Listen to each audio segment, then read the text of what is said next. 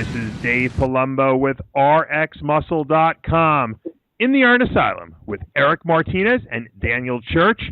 We are here at Strength and Health Gym in Bakersfield, California. We're going to be doing a little shoulder training. Welcome, guys. Hey, thanks, Dave. Let's cut to you first, Erik, because you turned pro at the NPC USA Championships in the welterweight division, preparing now for your first pro show, the Phoenix Europa, at the end of the year. It's got to be pretty exciting to have that IFBB pro card. Talk to me a little bit about what's been going on since you turned pro, leading up to your, obviously, Phoenix preparations. It's definitely been a very exciting experience, tons of emotion, definitely. But as I'm making the transition, I'm really getting closer to the show. Definitely had to lose the deer in the headlights look, if you will, and really just start going back to hard training and things that I do best, because now I'm going up against some of the best bodybuilders.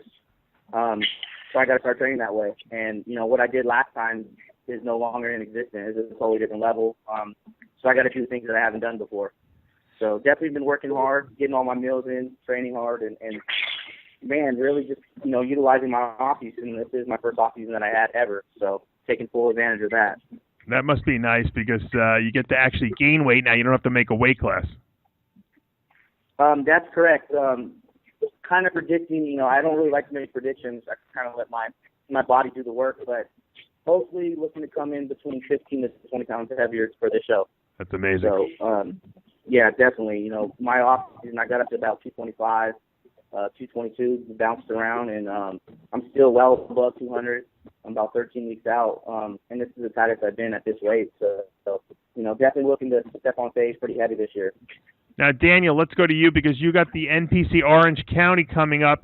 You'll be in that light heavyweight class, and you've been working real hard. Obviously, been helping you with the diet a little bit. Talk to me a little bit about what this show means to you, and give us a little background leading up to this event. Well, you know, to me, I'm really putting a lot of importance on this one. I did the cows a few weeks back, and I mean, I didn't look good. I mean, even, you know, Mark came to me afterwards and said, "That doesn't look like you." He's like, "That's it's a bodybuilding contest, not a muscle emaciating contest." It's like something went, you know, weird, basically. And then, you know, a lot of that was just, going overkill with everything, not having a really proper plan in place. So, I mean, with your diet guidance and some other changes as well, you know, I've actually put on muscle while stripping the body fat, which has been, nice.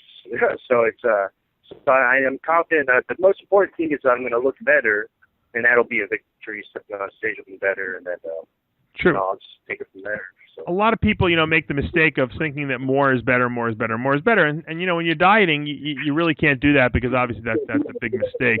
Now, Erik, obviously the strategy now going into this show is a lot different than the last one. The last one is make that welterweight class. This one, it's come in as big as possible. But obviously conditioning is still paramount to you because without conditioning, you know, you're nothing. Is it a different mindset now because of the fact you don't have to make that weight, or do you think it was better almost when you had to make the weight because you knew you were guaranteed to be in shape? No, I don't think it was a weight issue. But I definitely will agree. I think I need to come in a lot harder from behind, especially in the glutes and hamstring area. That's always been a critic of mine and things like that. But I am getting better every show, and a lot of people don't realize that the USA's was my third time competing. So, like I said, this will be my fourth show and a pro show at that. So, definitely making improvements. Like I said, I wasn't a true middleweight last year, but I was really big for welter, so I probably lost a lot of muscle getting down. But now, yeah, I mean, definitely we want to come in a lot bigger and fuller, but conditioning is going to be a must, especially from behind. So that's what we're shooting for. Now, Daniel, you got a good set of delts on you there. I have to imagine it's because you train real hard, and it's not just genetic to a certain degree. What do you feel is the most effective shoulder training exercise for rounding off those delts and giving that capped look to your body? Definitely the side laterals. You know, I just love doing side laterals, and then I've just experimented with different.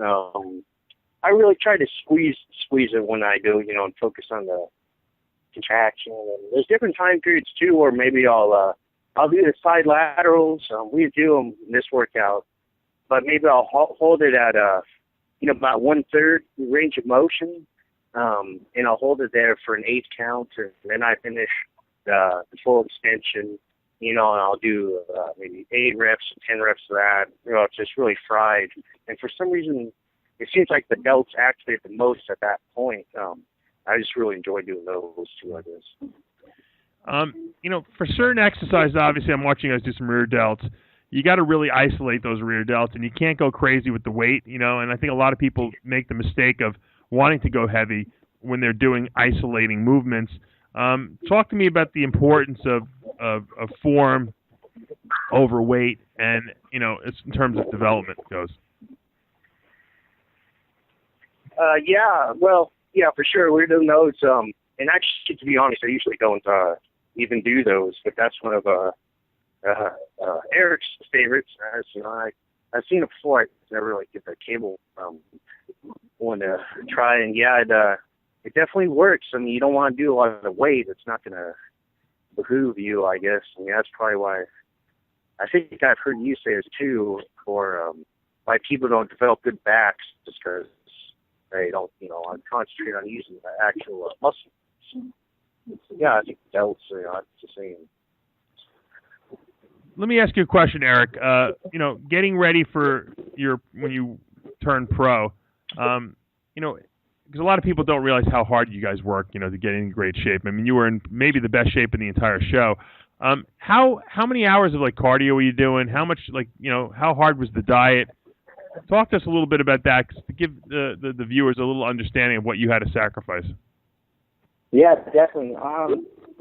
Coming, even especially from a wrestling background, I am used to dieting and cardio and things like that. But going into the USA, we definitely had to bring that conditioning. So, and to get the weight down, actually, to make weight. So I definitely was on a calorie deficit diet, at that point. So we did have to cut out some meals for the size of meals. We were on fairly low carbs as well. And I was doing probably about an hour of cardio, a little more a day. Morning fasted and then post-workout cardio. And realistically, and then heavy training as well. So, you're looking at anywhere 3 to 4 hours a day in the gym, and obviously outside the gym with the food and things like that. But yeah, it gets pretty strenuous at times and stuff, and your mind will start playing tricks on you, and your relationships tend to suffer a little bit. But I guess it's the choice that we chose. Now, let me ask you this, Dan. You developed this clothing line, Manslaughter. I got to ask you where the hell this name came from, because a lot of people might be a little offended by the name.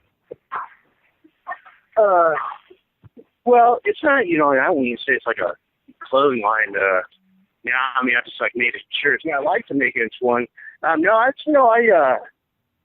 don't know. Years ago, I had that name. Actually, I was in a little punk rock band in high school, and I thought that'd be a cool sounding nickname. And for whatever reason, I just stuck over. And I wrote these little articles and made some videos on YouTube, just kind of different funny stuff. I call it alternative fitness. It's kind of like outside of the edge of typical bodybuilding. Maybe try to attract different elements. I like bodybuilding and I love it. But sometimes sometimes we watch the same stale chicken and rice videos over and over. It's hard to get excited about that. And that's kind of why I always enjoy your stuff too, because you're kind of outside the box and, it's an alternative to so that's all that is. And, so I guess that's where the name come from. Then I found that Ice-T and Body Count just released their latest album. It was called Manslaughter. So oh, really? There's someone else who has a Manslaughter? I didn't know that. Yeah, they came out with Maybe you should call it like Iron Slaughter. This way people won't be offended like that you're a murderer or something like that. You know what I mean? Well, yeah. It's a step below murder, though, really. So, That's true. Well, guys, good luck. Obviously, Erik, you got the Europa, and you got a bunch of weeks still of dieting till you get there. Dan, you got the upcoming Orange County. I know you're going to do real well. I've seen you make some terrific progress over the last couple of weeks, and I know you're going to be your best on stage. But for now, we are out of time. I'm Dave Palumbo with Erik Martinez and Daniel Church in the Iron Asylum.